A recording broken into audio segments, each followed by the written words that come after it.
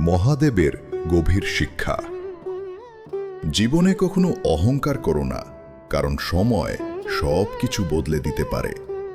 মহাদেব নিজে কৈলাসের অধিপতি হয়েও সরলতা আর শান্তির পথ বেছে নিয়েছিলেন। শিব শেখান, যে মানুষ অন্যের ক্ষতি না করে নিজের কর্মে মন দেয়, তার জীবনেই সত্যিকারের শান্তি আসে।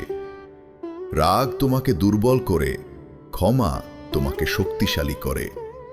লোভ মানুষকে অন্ধ করে, কিন্তু ভক্তি মানুষকে আলোর পথে নিয়ে যায়। সব সময় মনে রেখো, খারাপ সময় চিরকাল থাকে না। অন্ধকারের পর যেমন সূর্য ওঠে, তেমনি দুঃখের পর সুখও আসে। তাই ধৈর্য ধরো, নিজের উপর বিশ্বাস রাখো, আর মহাদেবের নাম স্মরণ করো। হর হর মহাদেব ও নমঃ শিবায়।